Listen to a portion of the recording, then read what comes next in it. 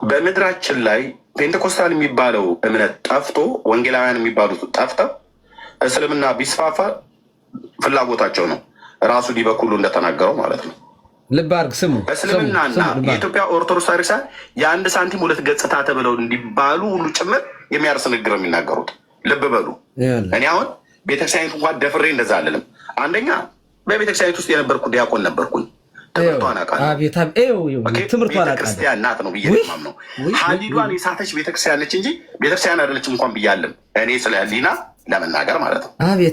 ይሄ ሰው ግን ምን ያህል መርዛም መሆኑን የምታውቁት ይሄ ደብተራው ማለት ነው። ደብተራው ይኸውላችሁ ፔንቴኮስታሉ ጠፍቶ እስላሞች እንዲበዙ ነው የሚፈልገው ምድሪቱ ላይ። በነገራችን ላይ የልብ አድርገው ጴንጤ ሲዋሽ ይሄ ሰውዬ መተውት። በነገራችን ላይ በህይወቴ ውስጥ ነው የምነግራቸው ከምላሴ ላይ ፀጉር ይነቃል። በህይወቴ ውስጥ ከምጠላቸው ነገሮች በህይወቴ ውስጥ አሁን ያለው ነገር ነው ጥንቁልና የሚባል። እስላም ሳይጠመቅ ይድናል ይላል ገድለ ዮሐንስ አባ ዮሐንስ ጸገሮ የተባለው ማለት ነው። የጉንዶ ተክለ ሃይማኖትም በደብሩም በነገራችን ላይ ይኸውላችሁ በነገራችን ላይ እዚህ ከኛ ቤት ወደዚያ ቤት የሚሄዱ ሰዎች በሙሉ ጤነኛ አይደሉም።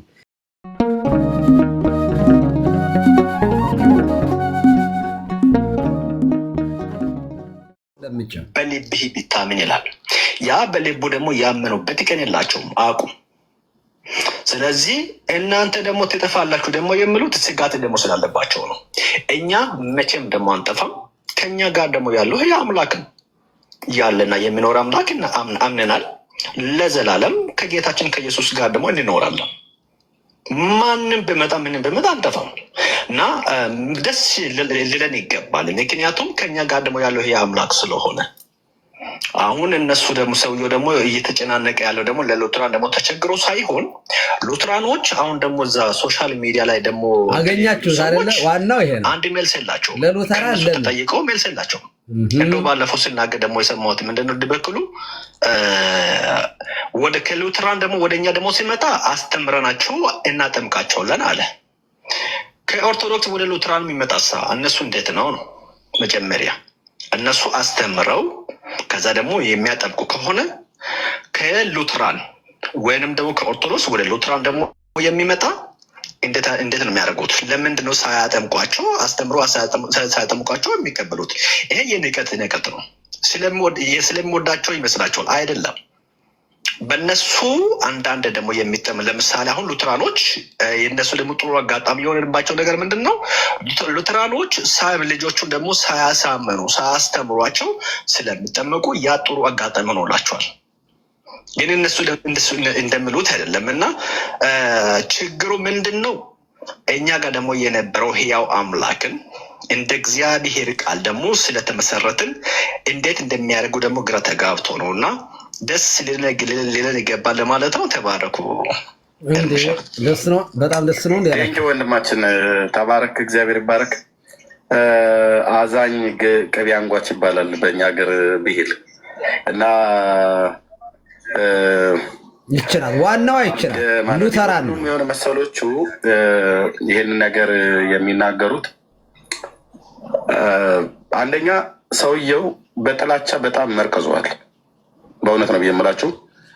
ቁጥር አንድ ቀንደኛ እኔ አሁን የተከበረውን ትልቁን የአማራን ህዝብ የማይወክል የመብት ተሟጋች ነኝ ብሎ የሚል ለመብቱ ቢሟገትለት አማራ ህዝብ ይችላል። ማንም ሰው ለወጣበት ብሔር አይደለም በእግዚአብሔር አምሳልና መልክ ለተፈጠረ ትውልድ ጥያቄ አግባብ ያልሆነ ጭቆና ከደረሰ ፍትህን እንዲመጣ መጠየቅ ተገቢ ነው። ይሄ ሰው ግን የለየለት ዘረኛ ነው። የሚኖረው አሜሪካ ሀገር ነው። እንደው እዛው ወይ ስናይፐር ገዝቶ ከነ ትራምፕ ጋር ቢታኮስ ጥሩ ነበር። ፋኖ ነኝ ብሎ ይላል። ሌሎቹም ደግሞ እንደዚሁ ኦነግ ሸኔ ነኝ ብለው ይላሉ። ሌሎቹ ደግሞ ወያኔንም ብለው ይላሉ። ይህንን ካሉ ለኢትዮጵያ ነፃነት ከሆነ ገብተው ቢዋጉ እዛው ከአብይ ጋር ማለት ነው። እንዴ ምን አገናኘው? አሁን ከተናገሩት ጋር ምን ያገናኘው? አብይ ምክንያት አብይን በጣም በከፍተኛ ነው የሚጣለው። እንደዚህ ሲናገር አይቼዋለሁ። ከጥላቻ አገዛዙ ላይመቸው ይችል ይሆናል፣ መብቱ ነው። እንዳንድ ኢትዮጵያዊ መቃወም ይችላል መብት አለው። በጣም ነው ነርቫቸውን የተነካ እኔ መቃወም እችላለሁ። ግን አልፎ ተርፎ በሃይማኖት ድረስ ሁሉ ሄዶ መግዛት ይችላል። አሁን መግዛት ሁሉ ችለዋል አለ። የጴንጤ መንግስት ነው አለ። እኛ የጴንጤ መንግስት አናውቅም። አብይ ጴንጤ ነው። አብይ በሚመራው ካቢኔ ውስጥ ግን በሙሉ የተሰበሰበ እስላሙ ዋቄ የፈታው ፖለቲካ ነው። አይ ነው ሚኒስትሮቻቸውን ሲስማቸውን እንጥራና ስንቱ ነው ጴንጤ?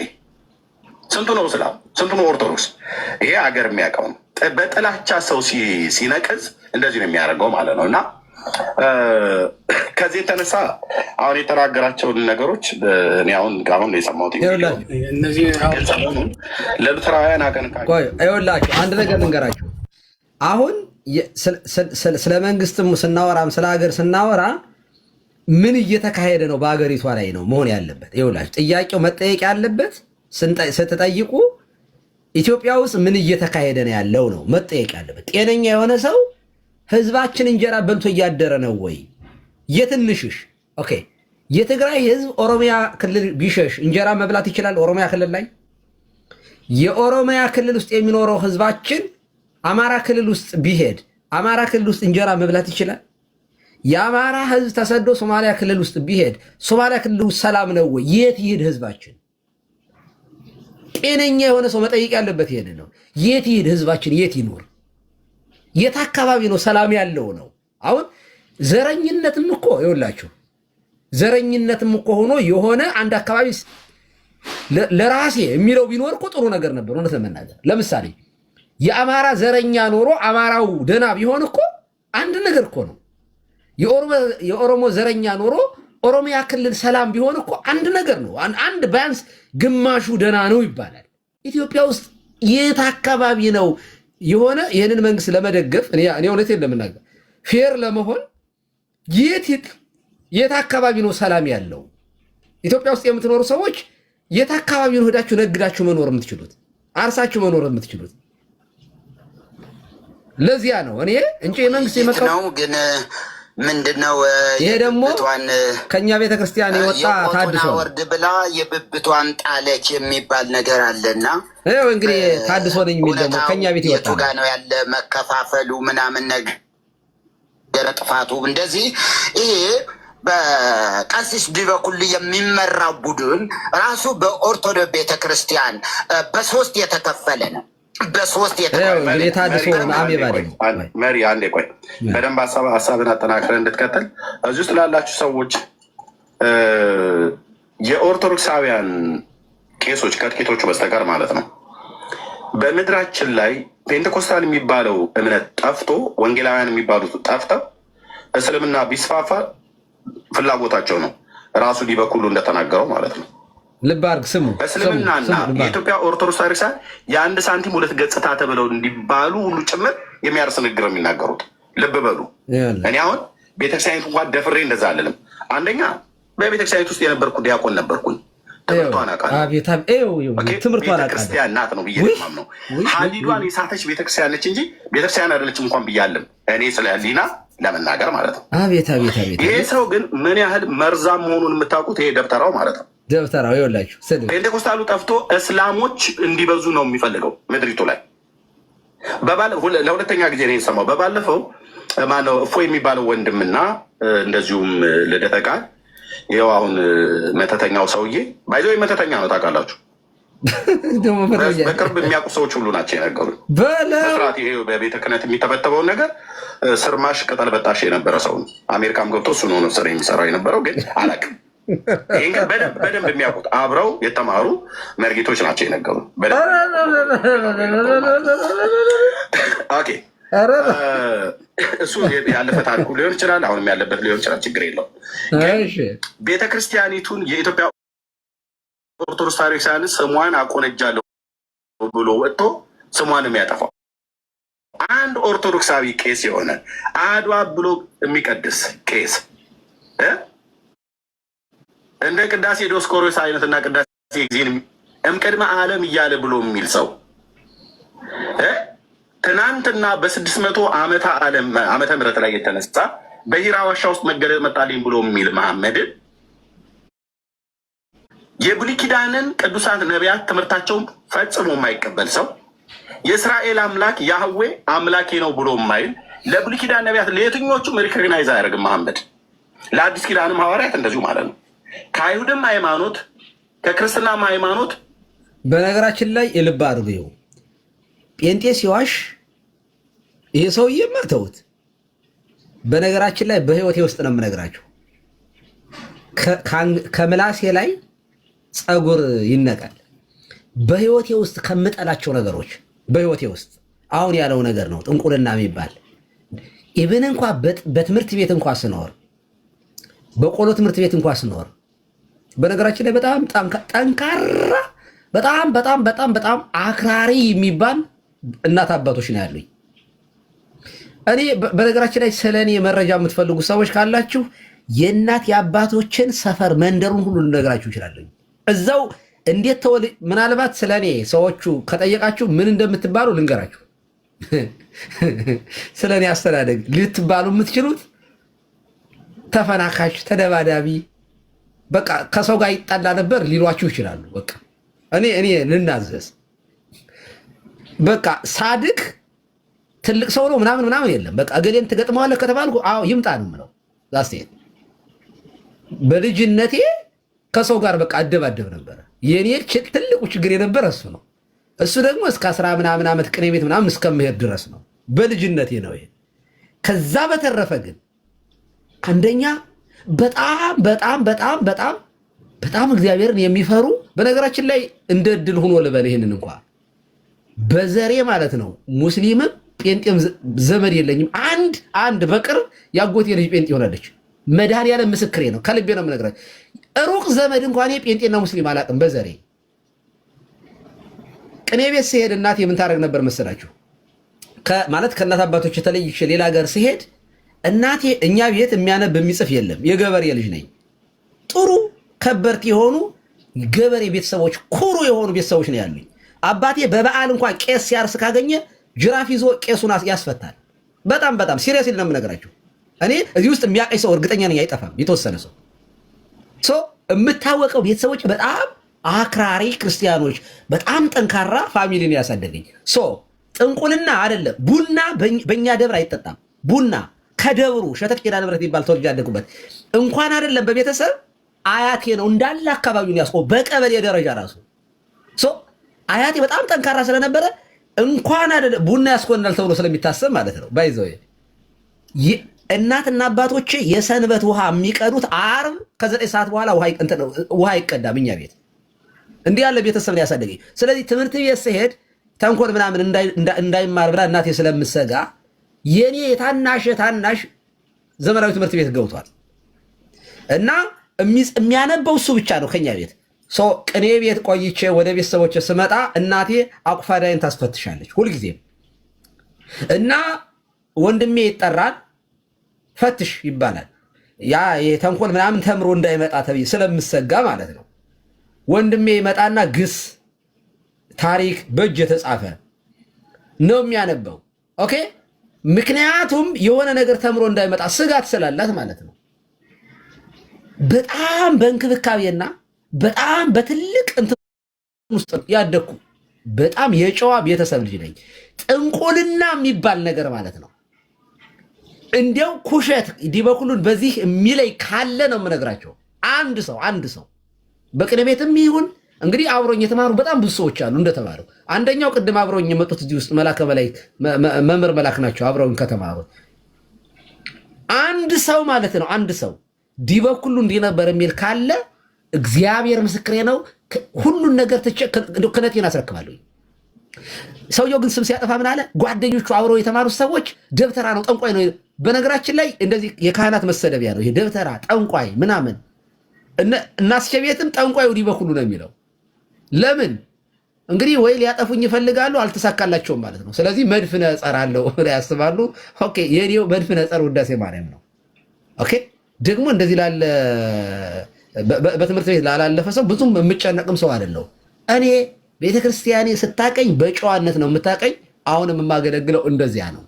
በነገራችን ላይ እንደዚህ ያለ ሰው ሚዲያ ላይ አይወጣም። ምን ያለበት ዝም ላይ አይችልም። ሚዲያ ላይ እኮ የሚወጣው እኮ እንደዚህ ያለ ነገር ቢኖር ሚዲያ ላይ ይወጣል እንዴ? ስለዚህ መቅደድ በነገራችን ላይ አሁን የሚያወራው ሰውዬ ጠንቋይ ነበር ያለው። ሙስሊም ልጆች ግን አለባቸው ይላል። ይህ ወገኑ ከማን ጋር ነው? ከነ እዚህ በኩል ጋር የተያያዘ ነገር ነው ያለው፣ የተያያዘ ነው። አንዳንድ የሆኑ ክፍተቶች አሉ። የሙስሊም ልጆች ጥንተ አብሶ አለባቸው፣ የክርስቲያን ልጆች ግን ጥንተ አብሶ የለባቸውም የሚል በዚህ በኢትዮጵያ ኦርቶዶክስ ተዋሕዶ ቤተክርስቲያን ባሳተመችው መርሃ ጽድቅ ባህለ ሃይማኖትም እንዳያችሁት የክርስቲያን ልጆች መንግስተ ሰማያት ይወርሳሉ ባይጠመቁም። መጠመቅ አያስፈልጋቸው፣ መጠመቅ ሳይጠበቅባቸው በቀጥታ መንግስተ ሰማያት ይወርሳሉ ሲል የሙስሊም ልጆች ደግሞ ኢአማንያን ናቸውና የአባቶቻቸው ለአባቶቻቸው የተዘጋጀውን የገሃነም መንግስት ይወርሳሉ ብለው ነው የሚያምኑ። ገሃነመ እሳት ይገባሉ። ገድለ ዮሐንስ እጨጌ ዘጸገሮ ገድል ላይ እስላምና አረማዊ ወይ ደግሞ መናፍቃን ይላል። በቅነት እስላም ሳይጠመቅ ይድናል ይላል ገድለ ዮሐንስ። አባ ዮሐንስ ዘጸገሮ የተባለው ማለት ነው። የጉንዶ ተክለ ሃይማኖትም በደቡብ በነገራችን ላይ ይኸውላችሁ፣ በነገራችን ላይ እዚህ ከኛ ቤት ወደዚያ ቤት የሚሄዱ ሰዎች በሙሉ ጤነኛ አይደሉም። ይሄ ሰውዬ ጎንደር ውስጥ የነበረ መርጌታ ሰረቀ ብርሃን የሚባል ሰውዬ ነው። ጠንቋይ ነው በነገራችን ላይ። እኔ እያማው አይደለም፣ እግዚአብሔር ምስክሬ ነው። ራሱ ተናግሯል። አንደኛ ነበርኩ ብሏል። ቀለም የራሱ ጠንቋይ ነበርኩ ያለ ራሱ ነው የተናገረው። ራሱን ብትጠይቁት ነበርኩ ይላችኋል። ስለዚህ ምን የራሳቸውን ይነግሯችኋል መልሰው ማለት ነው። አሁን ይሄ ሰውዬ እዚያ ውስጥ የነበረ ሰው ነው። አሁን ተሐድሶ ምን ተሐድሶ እኮ ግራ ነው የሚገባኝ። አሁን ይሄ ሰውዬ ከጴንጤ ጋር ሆኖ ምንድነው የሚለው ሲያጭበረብር ሲያታልል የኖረ ሰው ነው። አሁን ደግሞ የሚያወራው ደግሞ ቀደዳ ነው። ይኸው ገድል ውስጥ ገቡ። የሞተ እምነት ይኸው እንደዚህ የሆነ ገድል ዮሐንስ ዘጠገሮ እሱን ያመነ ሰው ቢጠመቅ ባይጠመቅ አረማዊም ሙስሊምም የትኛውም ሰው መንግስተ ሰማያት ይወርሳል የሚል ትምህርት ይሄ የመናፍቃን ትምህርት ነው። ነፈቃ ተጠራጠረ። መናፍቅ ማለት ተጠራጣሪ ሕጹጽ ሃይማኖት ማለት ምንድን ነው? የሚጠራጠረው መድኃኒታችን ኢየሱስ ክርስቶስ በመስቀል ላይ ተሰቅሎ አድኖናል። አዎ አድኖናል ግን የሚል ይህ መናፍቅ ይባላል። ኢየሱስ ክርስቶስ በመስቀል ተሰቅሎ አድኖናል ይልና ግን ደግሞ ሌላ አማላጅነትን ሲቀበል ሕጹጽ ሃይማኖት ይለዋል። ሕጹጽ ሃይማኖት መናፍቅነት ማለት ነው። ይሄ ነው ምሉ እምነት የሚሆነው ምንድን ነው? ኢየሱስ ክርስቶስ በከፈለው ዋጋ ድኛለሁ፣ ሌላ ምንም አያስፈልግም አያስፈልገኝም የሚል ሰው ይሄ ቀጥተኛ የሆነ እምነት ነው። ይሄ እምነት፣ ይሄ አስተሳሰብ፣ ይሄ አስተምሮ ጤናማ የሚባለው ይሄ ነው። ሌላው ኤርሚም ታውቀዋለህ። ቤተ ክርስቲያናት ጠቅላላ አጥቢያዎች በሙሉ በምን የተከፋፈሉ ናቸው? በዜማም የተከፋፈሉ ናቸው። ከዚህ በፊትም ነግሬያቸዋለሁ። በዜማ የተከፋፈሉ ነው። ቆሜ የሚባል ዜማ አለ። ቤተልሔም የሚባል ዜማ አለ። አጫብር የሚባል ዜማ አለ። ታች ቤት፣ ላይ ቤት፣ በአታ የሚባል አቋቋም አይነቶች አሉ። ሳንኳ የሚባል አለ። ሳንኳ፣ አጫብር፣ እነዚህ በሙሉ ልብ በሉ። እነዚህ አሉ ማለት ሊቃውንቱ አንድ አይደሉም ማለት። አንድ ሰው አሁን በዚህ ልክ አንድ ሰው አሁን ማለት እንደው በቃ ፕሊዝ ጤነኛ ያለው ሰው ማለት ጤነኛ አይምሮ ያለው ሰው እንደዚህ አሁን ያወራል። ቆሜ ዜማ አለ፣ አጫብር ዜማ፣ ሳንኳ የሚባል ዜማ አለ። ስለዚህ ሊቃውንቱ አለ በትምህርት የተከፋፈሉ ናቸው። ትምህርት ማለት ዜማ ነው ማለት ትምህርት ልንለው እንችላለን፣ ግን ዶክትሪን ነው እንዲህ ዜማ። ቆሜ በዚህ ምን እያለ መሰላችሁ? በሌላ አነጋገር ምዕመናን በሚገባችሁ ልንገራችሁ። ጴንጤ በጎንደርኛ በጎጃምኛ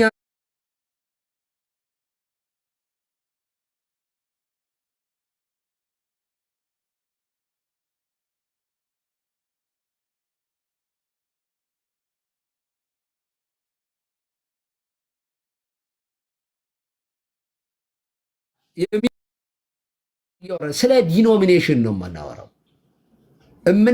ጥምቀት ያድናል አያድንም? አንደኛው ያድናል ይላል፣ ሌላኛው አያድንም ይላል። አንደኛው ክርስቶስ ለዓለም ነው የሞተ ይላል፣ ሌላኛው አይ ለተመረጡት ነው የሞቱት ይላል። አንደኛው ክርስቶስን ኢየሱስ ልጁን እግዚአብሔር አብ ቀጣው፣ ቁጣው ነዶበት ነበረ። ልክ ቀጣው ይላል፣ ቁጣው ነደደበት ይላል። አንደኛው ይመጣና ሰየጠነ ይላል። አንደኛው ይመጣና ደግሞ ራሱ ኃጢአት ሆኗል ይላል። ይሄ ነው መከፋፈል ማለት፣ ይሄ ነው ዲኖሚኔሽን። ለተመረጡት ሰዎች ነው የሞተ ይላል። አንደኛው ይመጣና ጆን ካልቪንን ያቀነቅናል። አረ በእምነት ብቻ ማለት ጥምቀትን ያገለለ የክርስቶስ ስጋና ያገለለ ማለት አይደል፣ ሉተር እንደዚህ ማለቱ አይደለም ይላሉ። መካነዩ ሲመጡና ዳሪያዝ ይላል ይመጣና ቀለሜ ማለት ነው። ውሃ እንዴት ያድናል ይላል። እንዲያውም በጥምቀት መወለድ እንዴት ይሆናል? የጥምቀት ልጆች ናቸው ማለት የውሃ ልጅ ናቸው ማለት ነው ብሎ ቁጭ። ይህን ነው መከፋፈል። ስለዚህ ለዚህ መከፋፈል ምን አመጣ ይሄ ሰውዬ? ቆሜ ዜማ፣ አጫብር ዜማ የሚባል ስላላቸው የተከፋፈሉ ናቸው ሊቃውንቱ። እንዲህ ያለ እንትን ነው የገጠመን። እንግዲህ ዘንድሮ እንስማው ትንሽ። የእንተ አገሌ እንዲህ ነው የሚሉ እኛ እንደዚህ እንላለን፣ እንተ አገሌ ደግሞ እንደዚህ የሚሉ አሉ እያሉ የተከፋፈለ በብዙ መንገድ በገድላት መዳን ላይ እንዳያችሁት ነው። እና በጣም በተለይ ቀሲስ ሊበኩል የፋኖ ዋና የውጭ አስተባባሪ፣ አሁን ላይ ደግሞ የሞዓ ተዋህዶ ቃል አቀባይ፣ የሞዓ ተዋህዶ ቃል አቀባይ። ሞዓ ተዋህዶ ማለት አንድ እምነት ብቻ ይቀራል የሚል፣ በተለይም ደግሞ የወንጌላውያን አብያተ ክርስቲያናትን ማጥፋት፣ ይህን አጀንዳ የያዘ በኢትዮጵያ ምድር ምናልባት ካቶሊክ፣ ኦርቶዶክስና እስልምና ብቻ ይቀራሉ፣ ሌሎች በሙሉ ግን መጥፋት አለባቸው የሚል የውስጥ አጀንዳ ይዞ የሚንቀሳቀስ ነው። መርጌታ ቆይ ማናቸው? ብፁዕ አቡነ ኤርሚያስ ብፁዕ አቡነ ኤርሚያስ የተናገሩት አንድ ግሩፕ አለ ብለው የተናገሩት አለ። ቪዲዮ አለኝ እጄ ላይ ወደ 200 ይኸው እንግዲህ ቀደራ። በነገራችን ላይ ሞዓ ተዋህዶ እኔ የሞዓ ተዋህዶ አባልም አይደለም፣ ሲመሰረትም እዚህ ነኝ ያለሁት። ግን መስራቾቹን በጣም አክባሪያቸው ነኝ፣ በጣም አድናቂያቸው ነኝ። የቤተ ክርስቲያን ልጆች ያሉበት ስለሆነ ክብር ነው የሚሰማኝ። አሁን እንደዚህ ሲሉኝ እኔ አልሳቀቅም።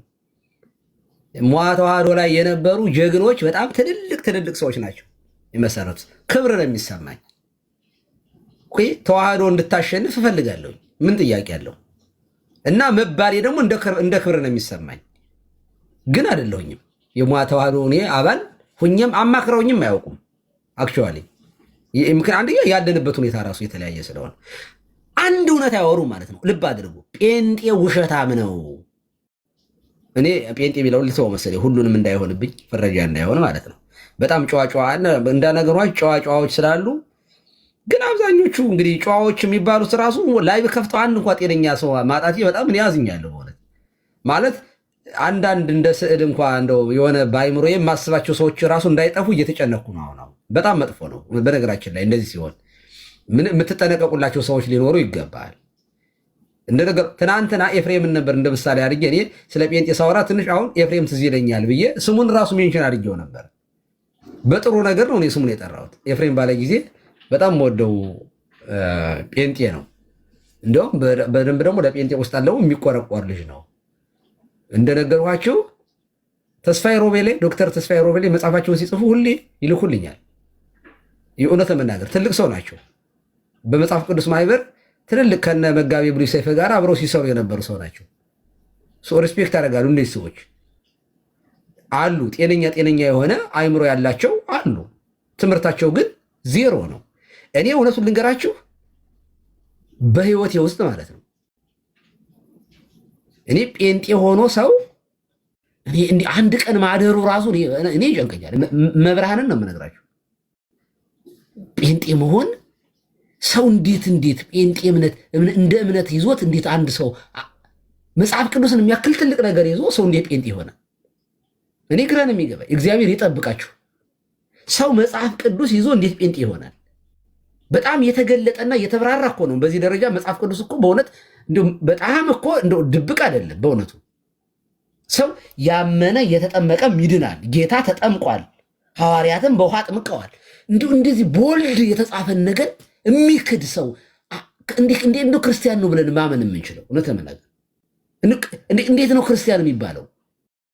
ለ2000 ምናምን ዓመተ ምህረት ያልነበረ ነገር ድንገት መጥቶ አይ ጥምቀት አያድንም ሲልህ ታዲያ ከሙስሊም በምንድን ነው የምትለየው? ይሄንን እንደ እውነት ለመናገር እንደው ጨዋ እንሁን ብዬ ነው እንጂ ግልጹን ልንገራቸው። ጴንጤም ገሃነም ነው የሚገባው፣ ሙስሊም ገሃነም ነው። ዋት ዘ ዲፈረንስ እንዴ? ምንድን ነው ልዩነቱ? ሰው ጥምቀት አያድንም፣ ቅዱስ ቁርባን አያድንም ካልክ ሲኦል ነው የምትገባው። ሌላ ቦታ የለም። እንግዲህ ኦኬ፣ እሺ፣ የተሻለ ቦታ ቢቹ አካባቢ ላርግላችሁ። አንድ ገሃነም ነው ያለው፣ እንግዲህ አንድ መንግስተ ሰማያት ነው ያለው፣ አንድ ገነት ነው ያለው፣ አንድ ሲኦል ነው ያለው። ባይዘዌ ከኛም ነውረኛ የሆኑ ሰዎች የሚገቡት እዚሁ አንድ ቦታ ነው የምትቀመጡት። ባይዘዌ በእኛ ቤት ይኸውላችሁ፣ እንዴት ነው ፖለቲካ እኮ አይደለም ይሄ እኮ እምነት፣ ስለ እምነት ነው እኮ ነው የሚማወራው። ባይዘዌ እኛ ቤት የሚያጭበረብሩ ካሉ ማለት ነው፣ ክርስትናን የማይኖሩ ሌቦች፣ ወንበዴዎች ካሉ አሉ፣ ደግሞ አጭበርባሪዎች። እነዚህ ሰዎች ጴንጤዎች፣ ሙስሊሞች፣ ይህ ፓጋኖች፣ እነዚህ ሁሉ አንድ ገሃነም ነው የሚገቡት። እንደው ቀዝቀዝ ላርግላችሁ ትንሽ እሳቱን፣ ቀረብ ያለ ቦታ ይሻላችኋል። ወደ ገነት እንደው አካባቢ ትንሽ እንደዚያ ይሁንላችሁ። እንደዚያ ከሆነ መሃሉ ላይ ሙስሊሞቹ ይቀመጣሉ። ከዚያ ጴንጤዎቹ ወደ ዳር ይሆናሉ፣ ወደ ገነት ዳሩ ላይ ይሆናሉ። ከዚያ እኛ ገነት እንሆናለን። እንደዚያ ይሻላችኋል። ኢዝ ኦኬ። እንደዚያ እናድርገው። ቀረብ ይበል። ምንም እኮ ሲሪየስሊ ልዩነት እኮ የለውም። በእኛ ቤተክርስቲያን መናፍቅ ገነት ይገባል ብለህ አታምንም። ቤተክርስቲያን ኦኬ፣ ለእኛ ጴንጤ መናፍቅ ነው ዛሴ።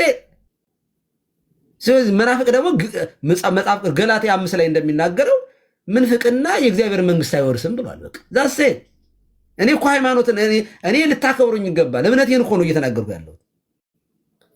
መናፍቅ ይድናል ወይ ብለህ ብትጠይቀኝ አይድንም። ጴንጤ አይድንም። በቃ 100% አይድንም። በቃ እንደው የተወሰኑ ሰዎች ምናምን ይመጣና እንግዲያ በእምነት ብቻ በጥምቀት ከሆነ የሚዳነው ፈያታዊ ዘይማን በቀኝ የተሰቀለው ለምን ዳነ? ኦኬ፣ እንደ ጌታ እንደሱ በቀኙ ከተሰቀልክ ትድናለህ። መልሱ እሱ ነው። እንደውም ይችን በደንብ ያዙልኝ። ይችን ጴንጤዎቹ ሌላ ጊዜ በጥምቀት ነው የአምኖ ሲጠመቅ ነው ሰው የሚድነው ስንላችሁ፣ ታዲያ በቀኝ የተሰቀለው ካላችሁኝ መልስ የልንገራችሁ። ኦኬ፣ በቀኝ ተሰቀሉና ትድናላችሁ። ኦኬ፣ እንደ ፈያታዊ ዘይማን ከተሰቀላችሁ ትድናላችሁ። ምንም ጥያቄ የለውም። ጌታ ጋር ሄዱና ተሰቀሉ። እንደሱ ከሆነ ከሱ ጋር መወዳደር ከፈለጋችሁ አይ እኛ በውሃ መጠመቅ ሳይሆን ተሰቅለን ነው መዳን የምንፈልገው ካላችሁ ኢትስ ኦኬ፣ ትድናላችሁ። እርግጠኛ ነኝ። ሂዱና ከክርስቶስ ጎን ተሰቀሉ እና አባት ወይ በመንግስት በመጣ ጊዜ አስበኝ ብላችሁ ጠይቁት፣ ትድናላችሁ። እርግጠኛ ነኝ። ኦፕሽናል የሆነ ነገር ማለት አምጥተህ ማለት የሌለ ነገር አምጥተህ ጥቅስ አትጥቀሱ። የፈያታዊ ዘይማን የሆነ ስፔሻል ኬዝ ነው። በቃ እንደዚህ ያለው ነገር ላይ ለትምህርት አይሆንም። እንደዚህ ባለ ነገር ላይ ትምህርት አይሰራም። ኦኬ። እና ምን ለማለት ፈልጌ ነው? ቀረብ ይበልልን ነው መሰለኝ። እኔ ጥያቄው እንደዚያ ከሆነ መጽሐፍ ቅዱስ ስለያዝን ኢየሱስ ስለምንል ራሱ ነው ጌታ ኢየሱስ የሚለው ሁሉ መንግስቴን አይወርስም ብሏል። መንግስቴን የሚወርሰው ስጋዬን የሚበላ ደሜን የሚጠጣ ነው ብሏል። እነሱ ደግሞ ስጋው አይደለም ደሙም ደም አይደለም አሉ። ጌታ ደግሞ ደሜን ያልጠጣ ስጋዬን ያልበላ አይድንም አለ። እንዴ ታዲያ ምን እናድርግኛ? መጽሐፍ ቅዱስ እኮ ነው የሚለው። እና መጽሐፍ ቅዱስን ስለተሸከም ነው እነ መሐመድስ እነ ኢብራሂምስ መጽሐፍ ቅዱስ ይዘው ዲቤት እየገቡ አይደለ? ለክርክር በመያዝ ከሆነ ማለት ነው። ስለዚህ እሺ ለዛሬ ላስተካክል። በቃ ሶሪ በጣም ላስተካክልላችሁ። ሙስሊሞች መሃሉ ሲኦል ይገባሉ፣ በክርስቶስ ስለማያምኑ፣ ጴንጤዎችም በክርስቶስ ትምህርት ስለማታምኑ ወደ ዳር ይሆንላችሁ። በቃ ዳር አካባቢ በቃ እንደዚህ ትፈልጋላችሁ። በቃ ይሄን ሪከርድ አድርጉትና ነገ ላይ ብገቡበት። በቃ ወደ ዳር ይሁን፣ ወደ ቢቹ ከዋናው የእሳተ ባህር ጠጋ ወደ ዳሩ ላይ ከገነት አሻግራችሁ እንድታዩት አብርሃም ማለት እንድትችሉ ነዌ ያለበት አካባቢ በቃ እዚያ ይሆንላችሁ። ከዛሬ ጀምሮ እዚያ ሰፍራችኋል። ኦኬ በቃ ሶሪ በቃ ጠጋ በሉ ወደ ምናልባት አንድ ቀን እንደው ዘበኛው የገነት ጠባቂ ወይንም የመንግስተ ሰማያት ምናልባት ተኝቶ ምናምን ሲያንኮራፋ ካገኛችሁት ሩጣችሁ ገነት ልትገቡ ስለምትችሉ በቃ ወደ ዳር ይሆንላችሁ። ዳሩ ላይ ጠጋ በሉ። በቃ ተስማምተናል አይደል? እንደዛ ከሆነ የፈልጋችሁት ማለት ነው። ግማሽ ድነት ግማሽ እንትን የሚባል ነገር የለም ወዳጄ። በቃ there is no salvation outside of the church። በቃ ከቤተ ክርስቲያን ውጭ ድህነት የለም። 4 ነጥብ የለም። በእኛ ቤተ ክርስቲያን ጥምቀትና ቅዱስ ቁርባን አንድ ቀን ነው የሚፈጸሙት። በነገራችን ላይ የሚነጣጠሉ ነገሮችም አይደሉም። ሌላው ቀርቶ የ40 ቀን ሕፃንን እንኳ በዕለቱ ቅዱስ ቁርባን እንዲቀበል እናደርገዋለን። እንዴት የ40 ቀን? ካህኑ ስጋውን በደሙ ጠምቶ ለሕፃኑ አፍ ላይ ያደርግለታል። ዘሴም ዴይ ተጠምቀሃልና የሕፃን ነውና ይሰንብት ስጋውን መቀበል እስከሚችል ኖ የሚባል ነገር የለም። በእኛ ቤተ ክርስቲያን ሁለቱ ምስጢራት በአንድ ቀን የሚፈጸሙ ናቸው። በአንድ ቀን ኦኬ። ይጠመቃሉ፣ ወደ ቤተ መቅደሱ ይገቡና ይቆርባሉ። ዛሴት እና ሕፃኑ ስጋውን መቀበል ስለማይችል ስጋውን ወስዶ ካህኑ በጽዋው ላይ ደሙን እንዲቀበል ይደረጋል። ሕፃኑ ደሙን ከስጋው ጋር ይወስዳል። ኦኬ። የኛ ቤተ ክርስቲያን ምስጢራትን ለያይታ የምትሰጠው ነገር አይደለም። ወንጌል አንድ ነው፣ የተለያየ አይደለም። ኦኬ። ከፋፍሎ እምነት የሚባል የሆነ ቦታ ላይ ቁጭ ያለ ጉልቻ፣ ከዚያ ጥምቀት የሚባል የሆነ ቦታ ላይ ቁጭ አለ፣ ቅዱስ ቁርባን የሆነ ቦታ ላይ ቁጭ አለ፣ ጸጋ የሆነ ቦታ ላይ ቁጭ አለ። የተያያዘ ነገር ነው እምነት። ኦኬ። እግዚአብሔር ማለት በምስጢራት በኩል መንፈስ ቅዱስ የሚሰራባቸው ነገሮች ናቸው። ስለዚህ ጌታ ሲያድነን በደሙ ብቻ አይደለም ያዳነን፣ ደሙን በማፍሰስ ብቻ አይደለም። ጥምቀቱ፣ ስደቱ፣ መወለዱ፣ የእኛን ባህሪ መንሳቱ፣ ይህ ሁሉ የመዳናችን ክርስቶስ እኛን ያዳነበት መንገድ ነው። ይህ አንድ ነገር አይደለም። ድነት መስቀሉ ላይ የተፈጸመበት የተደመደመበት ነው። ድህነታችን የሚጀምረው ባህሪያችንን በመንሳቱ ነው። ኦኬ። ድህነት የሚጀምረው በማኅፀነ ማርያም ነው። ምን በመሆን የእኛን ባህሪ ሲያደርግ እርቁ ይጀምራል። በሰውና በእግዚአብሔር መካከል የነበረው ጥሉ የሚጀምረው የጥሉ ግድግዳ የሚፈርሰው ከሕዝብም በአሕዛብና በሕዝብ መካከል የነበረው የጥል ግድግዳ የሚፈርሰው ከሕዝብም ከአሕዛብም በዘር ሲወለድ ነው። ዘንበለ ዘራ ቢሲ ግን የአብርሃም ዘር ሆኖ ማለት ነው። በዘር ስላችሁ በዘራ ቢሲ ሳይሆን ከእመቤታችን ከድንግል ማርያም ከስጋዋ ስጋ ከነፍሷ ነፍስ የአዳምን ዘር ወይንም ደግሞ የሰውን ባህሪ የሰውን ማንነቱ ሲያደርግ እርቅ ተጀመረ። ባህሪያችንን አከበረው። እርቅ የሆነ ስለዚህ ስደቱ፣ ጥምቀቱ፣ ሞቱ፣ እያንዳንዱ ነገር ቤዛነትን አለው። ይኸው የማዳን ስራ ነው። እንዴት ይሆናል? በጥምቀትም ይዳናል። ጌታ ነው እኮ ያለን፣ ያመነ የተጠመቀም ይድናል አለ። ስጋዬን የበላ ደሜን የጠጣ የዘላለም ሕይወት አለው አለ። እስከ መጨረሻው የሚጸና ይድናል አለ። ራሱ ካለ አለ ነው። ጌታ እኮ ዝም ብዬ በአንድ ቀን ልምጣና በአንድ ቀን የ30 ዓመት ጎልማሳ ሆኜ በአንድ ቀን ተሰቅዬ ላድን አላለ። በበህቅ መሰደዱ፣ በግርግም መተኛቱ፣ በበህቅ በየጥቂቱ ማደጉ የሁሉ ነገር ለእኛ የተከፈለ ዋጋ ነው። እንዲህ መረዳት ሃይማኖትን የተገባ ነገር ነው። ወደ እነ ቀለም የቤት ስትሄድ ቧልት ነው የምትሰማው። ምክንያቱ ሰው በአርአያ ሥላሴ የተፈጠረ ስለሆነ ይህንን ህንፃ ከማየት አይኖቻችንን እንመልስ እና ምን አሉኝ አቡነ ጳውሎስ አስታውሳለሁ። ምን አሉ? አንተ 500 ዓመት የተገነባ ግንብ ከታች ሆነ አፈርሳለሁ ብትል አንተ ጋር ነው የሚፈርሰው። አቡነ ጳውሎስ አስታውሳለሁ። አንተ ጋር ነው የሚፈርሰው። ቀስ በል። ምን አሉኝ አቡነ ጳውሎስ? ይሄ ሰውዬ አቡነ ጳውሎስ ጋር አይደለም ዘበኛ ጋር መድረስ አይችልም። ባይዘይ ዘበኛው ጋር እዚህ ጠቅላይ ቤተ ክህነት አቡነ አሉኝ እያለን በቃ ጴንጤ እንደዚህ ነው። በቃ መቀደድ ነው። በቃ መቀደድ ለመስማት እየጠበቁ ነው። በኋላ ሌላ ቤት ያገኘዋል። ሌላ ቤት አሁንም ሲፈልጉ ሌላ ቤት ነው።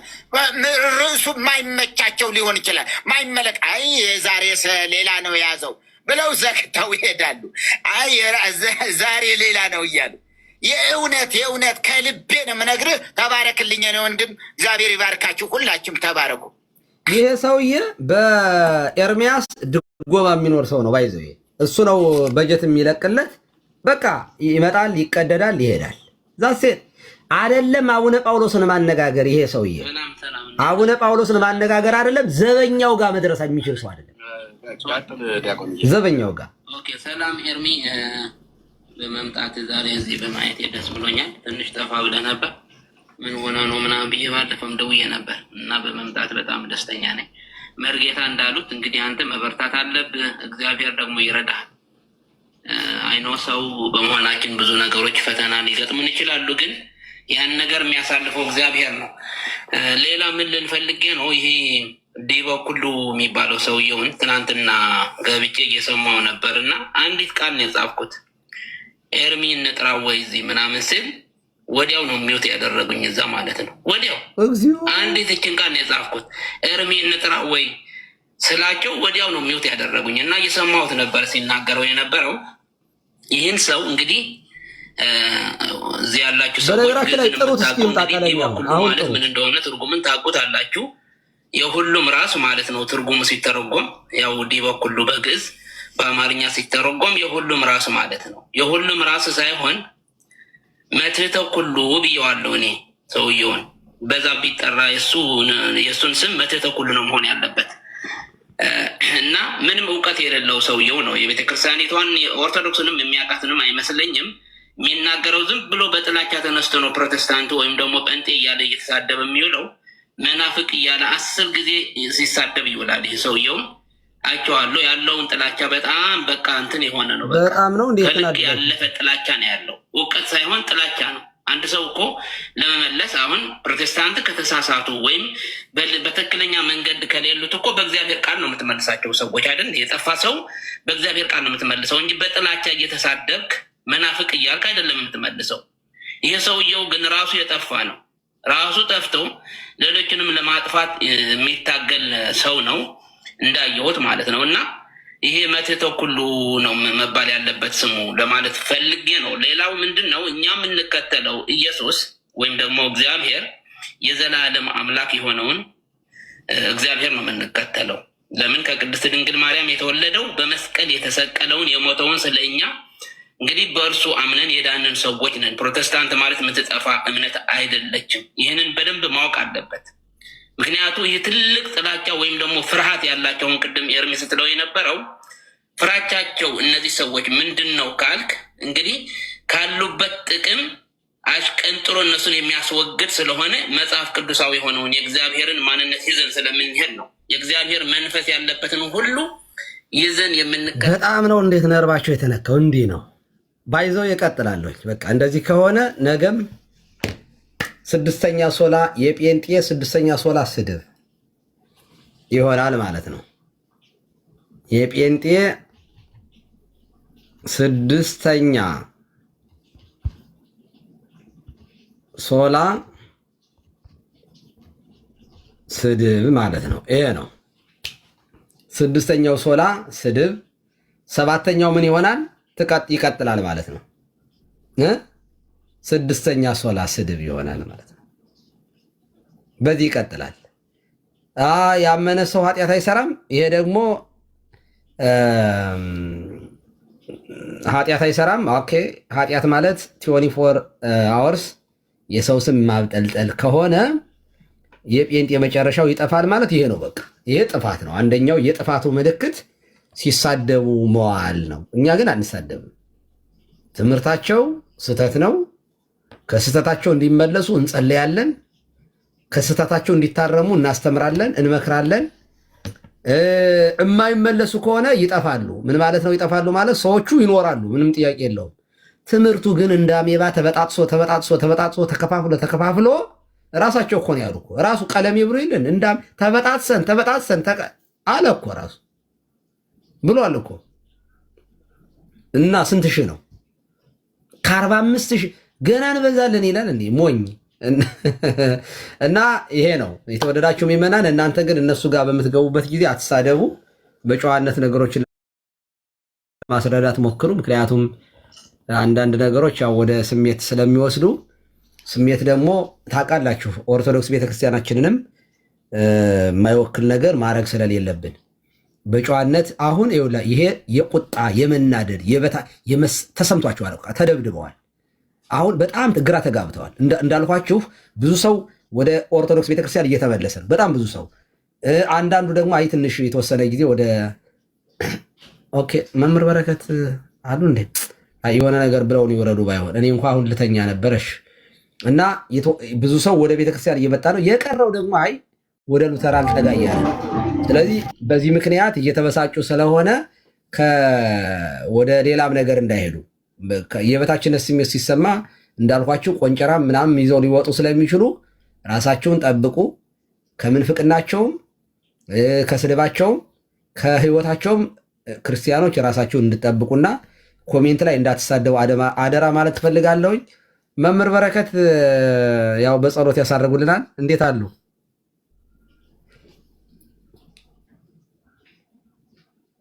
መምህራችን በረከታችን ሚዩት ላይ ነዎት።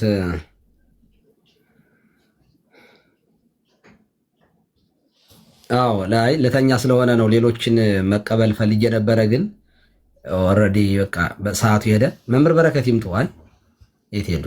ቆዩ ላስገባቸውና ሰላም ብለውን መምህር ቀሲስ እንዴት አሉ? የሆነ ድምፅ አለ ከጀርባ የማይረብሽ ከሆነ ይባርኩ። የሆነ ነገር ይበሉንና ልዘጋ ነው። እኔም እግዚአብሔር ፍታ፣ እግዚአብሔር ባርክ። እንዴት ዋሉልኝ? አደሩ ነው መሰለኝ።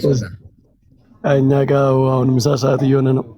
6ኛ ሶላ ሆንኩኝ እኮ ነኝ ዛሬ። ምንድን ነው እርሶ ጋር ሆኗል? ዋና እንዴ በየቤቱ ስገባ እኔ ነኝ እና ደግሞ መከላከልም በማልችልበት ሁኔታ ሆነብኝ። አዎ ቀሲስ፣ አይ እኔ እንኳን አንዳንድ ነገር ለማለት ስከታተል ነበረ። እሺ አንደኛ አሁን ሲያስደምጡን የነበሩ ሰዎች ብዙዎቹ በእውነት የሃይማኖት ሰዎችም አይመስሉኝም እኔ ማለት ነው። የሆነ ሌላ ጥላቻ፣ ፖለቲካ ምናምን ያላቸው ቤተክርስቲያኗን አመረው የሚጠሉ በተለያየ ሀሳብ እንትን ያሉ ሰዎች ናቸውና እርስዎና እነርሱ እኩል የሞራል ደረጃ ላይ አይደላችሁም ያላችሁት። እርስዎ የቤተክርስቲያን ክብር ያሉት ካህን ነዎት፣ ቀድሰው የሚያቆርቡ የሚናዝዙ የሚያስተምሩ ካህን ነዎት እና በእነሱ ደረጃ እንዳያወርዱት መጠንቀቅ አለብዎት። የሚናገሩት ነገር በጥንቃቄ ለፖለቲካ በማይመች መንገድ እነሱ ጠምዝዘው ለሌላ ነገር በማያውሉት መንገድ በጥንቃቄ መልእክቶትን ያስተላልፉ ለማለት ነው።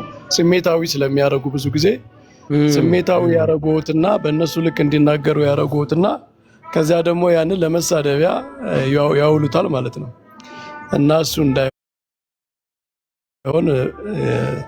ይጠንቀቁ ማለት ምንድነው? እርስዎ ሀሳቦትን ግልጽ አድርገው መስመር አስምረው ይናገሩ። ምንድነው እርስዎ የሚቃወሙት ስፔሲፊካሊ? ይሄ በጣም ስሜታዊ የሆነው ጩኸት የበዛበት ሰውን ሊናውን የሚያሳጣውን እንቅስቃሴ ሙቭመንቱን ነው የተቃወሙት እንጂ ሰዎቹን ጠልተው ይጥፉ አይነት እንደዚህ አይነት አይደለም። እና ሀሳቦት በደንብ ደጋግመው ይናገሩ፣ ግልጽ እንዲሆን ማለት ነው። ምንድነው ሲያስተላልፉት የነበረ እርስዎ ይሄ ፔንቴኮስታሉ ህዝብ እንዲጠፋ እንደሚፈልጉ አይነት ያንን ህዝቡ እንደሚጠሉ አይነት እንደዚህ አይነት መልእክት ነው ሲስተላለፍ የነበረና እንደዛ ደግሞ አንድ ኦርቶዶክሳዊ ካህን ህዝብን የሚወድ እንዲማር እንዲቀየር ወደ መልካም ህይወት እንዲመጣ የሚመኝ የሚጸልይ እንጂ ህዝብ እንዲጠፋ የሚመኝ ጥላቻ ያለበት ካህን የለንም እና እንደዛም አይደሉም። እንደዚህ አይነት እንትን ስሜት እየሰጡ ነው ሲናገሩ የነበረና እሱን ደጋግመው ይናገሩ ለማለት ነው። ቀሲስ እንዳይመች ለሐሜታቸው እንዳይመች የኔ ሐሳብ ይሄ ነው፣ ይሄንን አላልኩም፣ በዚህ እንዳይተረጎምብኝ ወደዚህ እንዳይወሰድብኝ ብለው አስምረው በደንብ ይናገሩ ማለት ደጋግመው መናገር አለበት። ይሄንን የፕሮፓጋንዳው ኃይል በጣም ከባድ ስለሆነ ያችን መስመር አስምረው በደንብ ይናገሩ እና በእነሱ ሌቭልም አይናገሩ። እነሱ እና እርሶ አንድ አይደሉም። እነርሱ ምንም የሞራል ጭንቀት የሌለባቸው ናቸው። በቀን 10 ጊዜ ዋሽተው ምንም የማይመስላቸው ሰዎች ናቸው። ቀደም ሰምተዋቸዋል። ኦርቶዶክስ ካልቪኒስት እንደሆነች ታውቃለህ አሉ። አዎ ይላል ደግሞ ኤርሚያስ ማለት ነው። ካልቪኒስት ያልነበረውን ሰውዬ ማለት ቤተክርስቲያን በነበረችበት ጊዜ ያልነበረውን ሰውዬ አዎ ሉተራንም ተብለናል፣ ካልቪኒስትም ተብለናል። ኦርቶዶክስ ውስጥ ክሪዝማቲክ እንቅስቃሴ ልሳን እንዳለም ሲነግሩን ነበረ። ሁሉም አለ ማለት ነው እኛ ጋር እና ሁሉም ካለ እኛ አሁን መጋበዝ ነው ያለብን እንዲመጡ ማለት ነው። ሁሉም አለ እኛ ጋር ነው። አዎ ጥሩ ነው። ቀሲስ እና ያው ሐሜት የበዛበት ምንም የማይጨነቁ እኔ በጣም የሚገርመኝ ዛሬ አንዱ ውሸት ዋሽተው ነገ ሲቀይሩት ምንም የማይመስላቸው እንዲህ አይነት ህሊናቸውን ያጡ በጥላቻ የታወሩ ሰዎች ስለሆኑ በእነሱ ልክ እንዳያናግሮት ስለመፈራ ነው። ቀሲስ እኔ ያው እርስዎ በጣም የተከበሩ ነዎትና እየተጠነቀቁ በደንብ ያስተናግዱት ይህን ጉዳይ ለማለት ነው። ቀሲስ በእርግጥ እርስዎን በደንብ የሚረዱ ተንኮሉንም የሚያውቁ ሰው ነዎት። በየዋህነት ነው የሚናገሩት። ምንም የተንኮል ንግግር አይደለም። ሰዎችም ንጹህ ህሊና ያላቸው ሰዎች ይረዱታል ምን እያሉ እንደሆነ። ግን ያው ጣልፈው አጣመው የሆነ ሌላ መልእክት በቃ የሆነ ህዝብ ጥላቻ እንዳለበት እንደሚጠሉ እንዲጠፋ እንደሚፈልጉ አይነት እንዲህ አይነት ነገር ነው ማትረስ የሚፈልጉት ማለት ነው። ያው ውሸት ነው፣ እንደዛ አይደለም።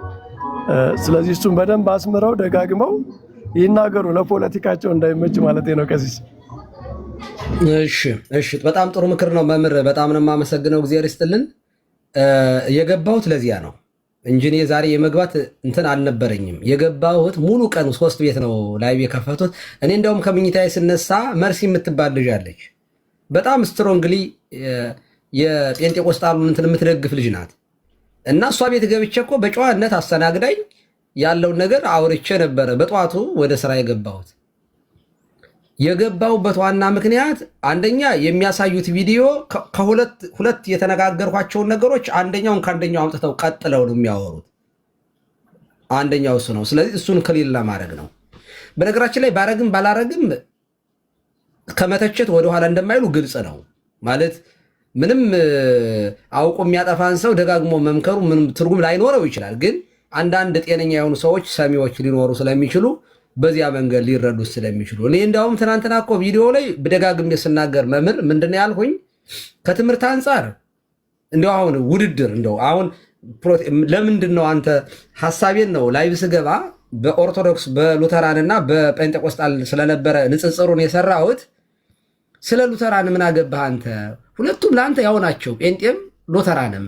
ምን አስጨነቀ የሚል ጥያቄ ቢነሳ ብዬ ማብራሪያ ሰጠሁኝ።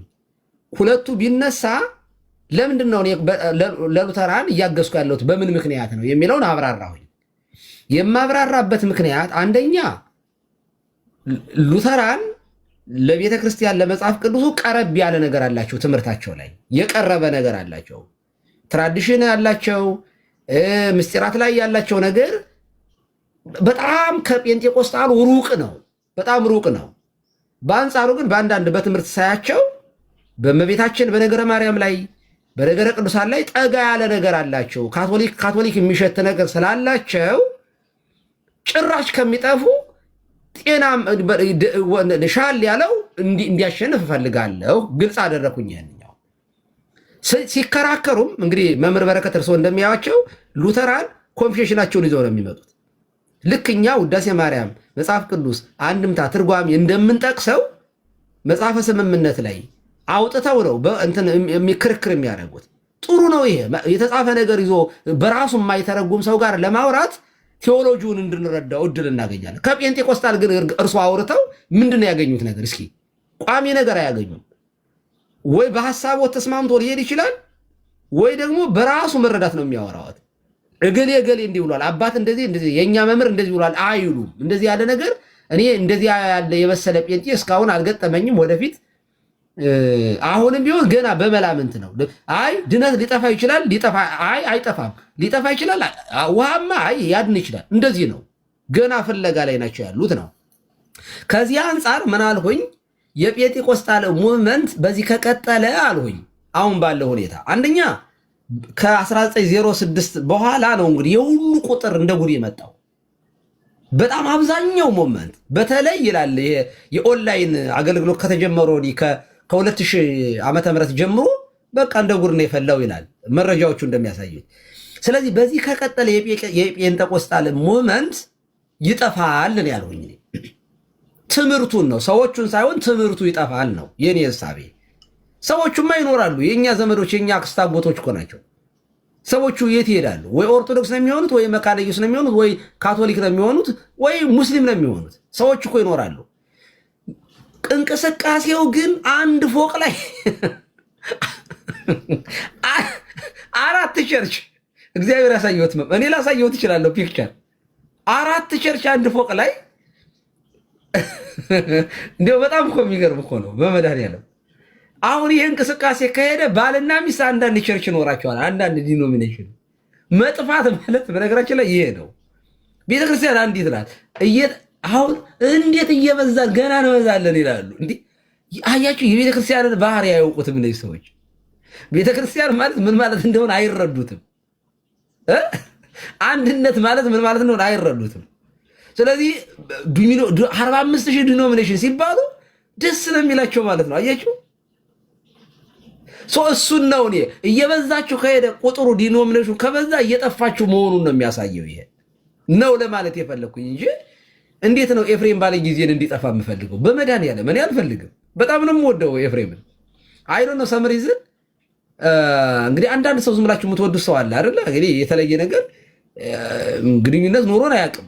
በአካል ተገናኝተን አናውቅም። ግን ኤፍሬም ባለ ጊዜ ነው ወደዋለሁ። ጴንጤ እንደሆነ አውቃለሁ።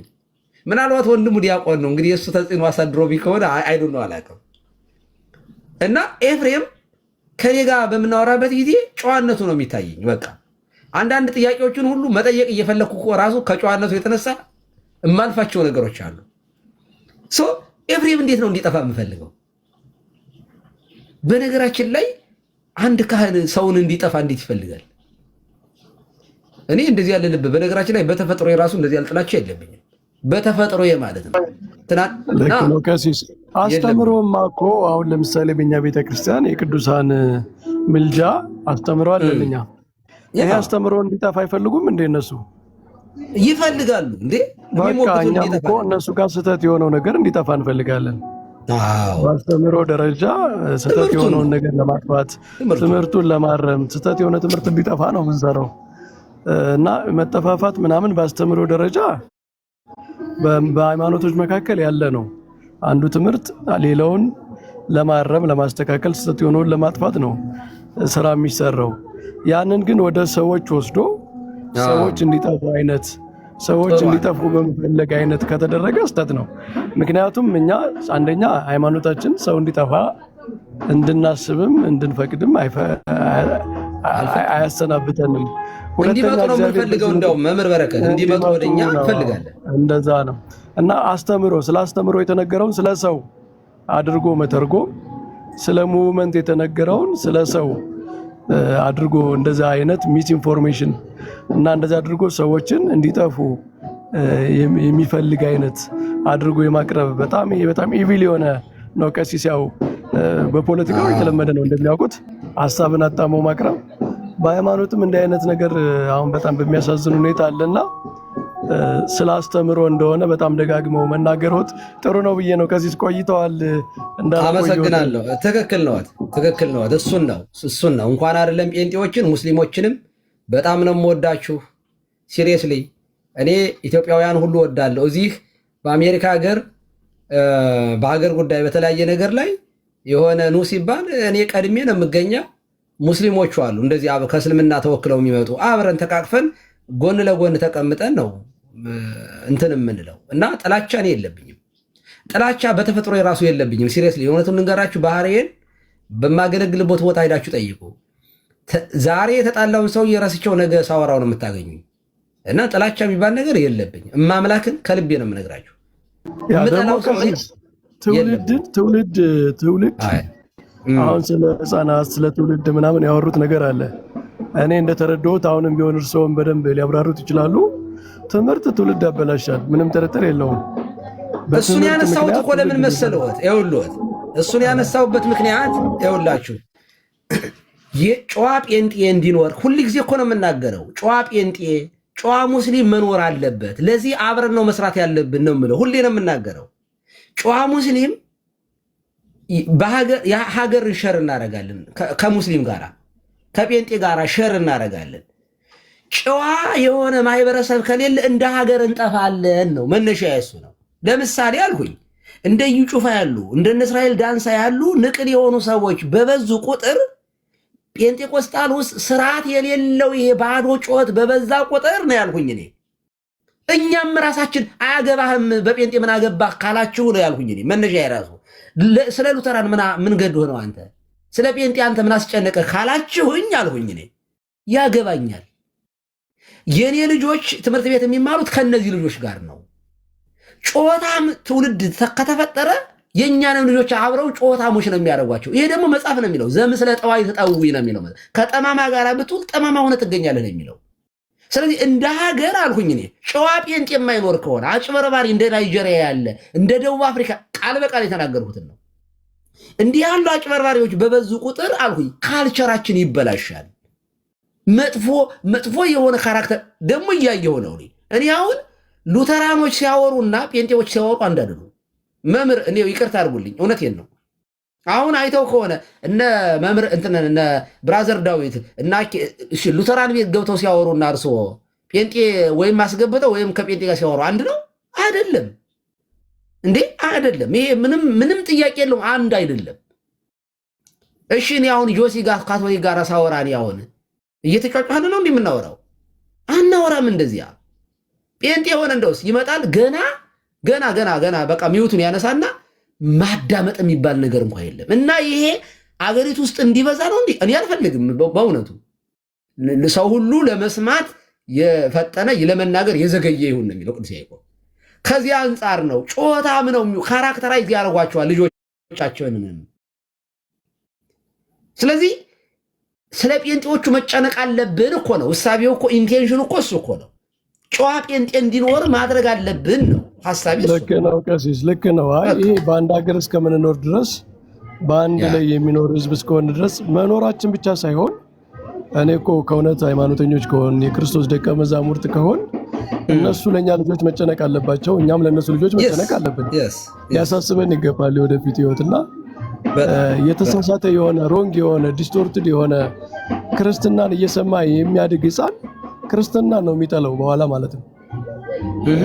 አውሮፓ ውስጥ ያለው ኤቲዝም ይሄ ሃይማኖት የለሽነት እኮ የመጥፎ ክርስትና ነጸብራቅ ነው ማለት ክርስትናን በጣም በተሳሳተ መንገድ የተረዱ ሰዎች ለምሳሌ ሙስሊሞችን የአይኤስኤስ የቡኻራም የነ አንቃይዳ የዚህ እንቅስቃሴ ሙስሊሞችን በጥርጣሬ ሰው እንዲያያቸው አድርጓል አይደለ? በጥርጣሬ ጤነኞችን ሳይቀር። ልክ ነው። አዎ ልክ ነው። በቃ ያ ሮንግ የሆነ ክርስትና ሰዎች ክርስትናን እንዲጠሉ ያደርጋል። እና ያ ደግሞ የሚጀምር ከልጅ ነው። ቀሲስ አሁን እርስዎ ራሱ አንድ ነገር ያብራሩልኝ፣ እንደውም የበለጠ ስለሚያውቁት። ብዙ ጊዜ አንድ ካህን ጥሩ ካህን ካልሆነ ልጆቹ በጣም መጥፎ ነው የሚሆኑት፣ ርዮች፣ አስቸጋሪዎች። ምክንያቱም ምን ብለው ነው የሚያስቡት? ክርስትና ትክክለኛ ቢሆን ሃይማኖት ትክክል ቢሆን ካህኑ አባቴ ጥሩ ሰው ይሆን ነበር ብለው ከዚያ ላይ አእምሯቸውን ይዘጉታል ማለት ነው። ስለዚህ የተበላሸ አይነት ክርስትና ለልጆቹ የሚያስተላልፍ አካል በኋላ ልጆቹ ራሳቸው ይጎዳሉ፣ ልጆቹ ደግሞ ሌላ ሰውም ይጎዳሉ። እነሱ መጎዳታቸው አንድ ነገር ሆኖ ከነሱ ጋር አንድ ጄኔሬሽን ያለ አካልም አብረው ነው የሚበክሉት ማለት ነው። እና የጋራ ነው። አንድ ጄኔሬሽን ያለ አካል አለው። ቀስ ይስተማለው አለ አሉ ይቀጥሉ። ያው አሉ ይሰማል አይደል?